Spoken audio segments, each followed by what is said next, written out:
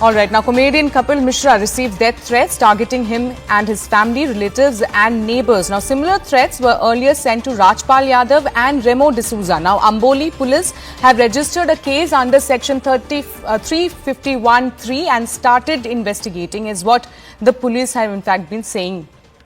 I'm now joined by CNN News 18's Vivek Gupta. Vivek, किस तरीके का ये थ्रेट है? क्या लेटर फॉर्म में आया है, मेल में आया है, मैसेज है? क्या मुंबई पुलिस अभी तक क्या बता रही है इसके बारे में? शरीन, देखिए, ये जो थ्रेटनिंग मेल है वो जो कॉमेडियन है उनकी टीम को भेजा गया है और इस मेल में साफ तौर पे लिखा गया है, उनको धमकी दी गई है और कुछ चीजों की जो डिमांड है वो करने की कोशिश की गई है और साफ तौर पे लिखा गया कि अगर वो इस मेल को, अगर धमकी वाला मेल नहीं समझते और लाइटली लेंगे इस मेल को, तो उनके ऊपर जानलेवा हमला किया जाएगा।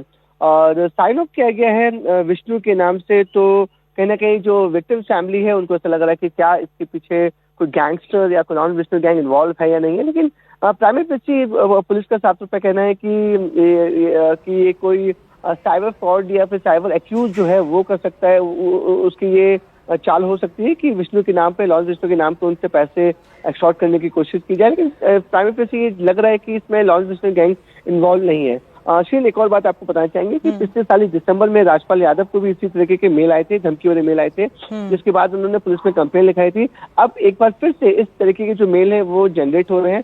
जो बड़े कॉमेडियन है कपिल शर्मा, कोरियोग्राफर रेमो डिसूजा, उनको भी ये मेल्स आए हैं, जिसके बाद मुंबई के 2 police station, Oshiwara police station और अंबोली पुलिस स्टेशन में ये मामला दर्ज किया गया है और इसमें साइबर सेल भी इस पुलिस से इन्वेस्टिगेट कर रही कि क्या ये जो मेल्स है वो कहाँ से आए, कहाँ से जनरेट है, IP एड्रेस उसका क्या है। शुरुआती जांच में पता चल रहा है कि ये जो मेल थे वो पाकिस्तान से जनरेट किए गए हैं, लेकिन पुलिस का साफ तौर पर कहना है कि डार्क नेट इसमें यूज हुआ हो, इसलिए जो लोकेशन है वो गलत लोकेशन भी दिखा सकती है। इससे डिटेल इन्वेस्टिगेशन इसकी करना जरूरी है। हालांकि जो भी कंप्लेनेंट आ रहे हैं उन्होंने सब FIR पुलिस ने दर्ज किए। ओशिवारा में कुछ FIR है और अंबोली पुलिस स्टेशन FIR है और पूरे मामले की जांच की जा रही है कि क्या सच में इस पूरे मामले में लॉरेंस विष्णु गैंग या कोई दूसरे बड़े गैंगस्टर इन्वॉल्व है या नहीं। लेकिन प्राइमरी से ही ऐसा लग रहा है कि इसमें कोई गैंगस्टर या लॉरेंस विष्णु गैंग इन्वॉल्व नहीं है। ये प्रैंक मेल हो सकता है, लेकिन जिस तरह से धमकी दी गई है पुलिस पूरे मैटर में इन्वेस्टिगेट कर रही है।